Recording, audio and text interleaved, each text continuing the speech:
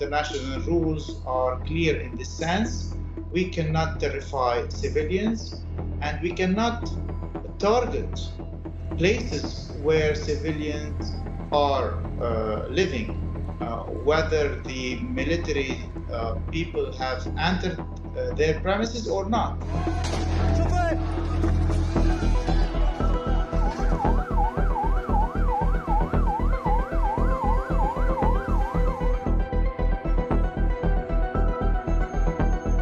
They can never know if any weapons were hidden somewhere in their areas or buildings. If a building was used by a military organization, we cannot hit the whole building. This is an international standard.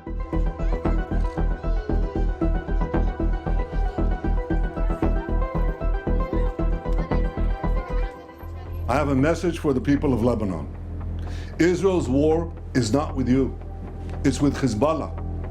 For too long, Hezbollah has been using you as human shields. We have investigated this repeatedly and have virtually never found any incidents of Hamas or Hezbollah deliberately using civilians to shield its forces from attack. The law does not say you may never put your military equipment or your military forces among civilians. It says you must seek to avoid it as much as possible.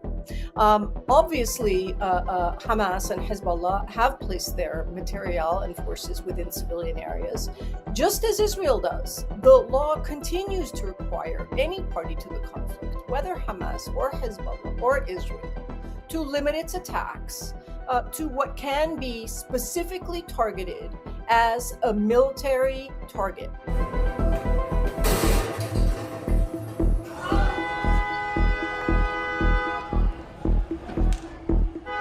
Is clearly an indiscriminate attack on civilians. The law only allows you to target combatants and those actively participating in hostilities. This requirement, the most fundamental requirement of international law, which is to distinguish between combatants and civilians, is one that Israel has forever ignored, and most recently obviously ignored in its pager attack.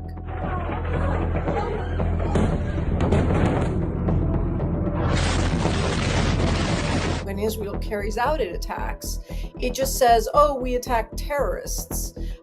The reason they do that is because they know that they're not complying with the laws of war. Instead, what Israel does, and has done in Lebanon and is doing now in Gaza, is attack anything it wants that it chooses to label as terrorist, with no contours around what that term means. Their definition of terrorist includes thousands and thousands and thousands of civilians whom they deem to be somehow associated with a so-called terrorist organization, whether it's Hezbollah or Hamas. Genocide. Noun. The systematic killing of substantial numbers of people on the basis of their ethnicity, religion, political beliefs, social status, or other particularities. Genocide. Verb. To commit genocide against, to eliminate, a group of people completely. As to the origin of the present Jews in Palestine, he states that those Jews derived from Eastern Europe, and many of the Jews that today live in the reconstituted state of Israel come from Eastern Europe, are not descendants of the Judeans or the lost tribes of Israel, but rather descendants of the Khazars. Who are they? They were a nation most people do not even know of. He writes, the so-called self-styled Jews in Eastern Europe in modern history cannot legitimately point to a single ancient ancestor who ever set even a foot on the soil of Palestine in the era of Bible history. Research also revealed that the so-called or self-styled Jews in Eastern Europe were never Semites, are not Semites now, nor can they ever be regarded as Semites at any future time by any stretch of the imagination.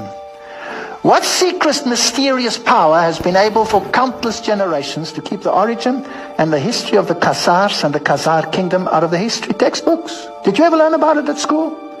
I never learnt about it. And out of classroom courses in history throughout the world, the origin and the history of Khazars and the Khazar kingdom are certainly incontestable historical facts. You have to do some cross-checking. If I Must Die by Rifat Alaria, November the 1st, 2023. If I must die, you must live to tell my story, to sell my things, to buy a piece of cloth and some strings.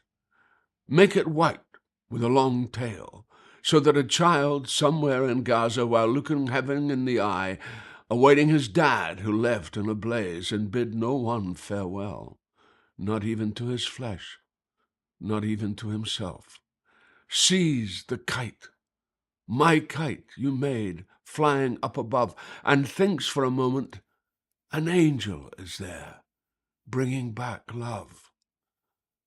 If I must die, let it bring hope. Let it be a tale.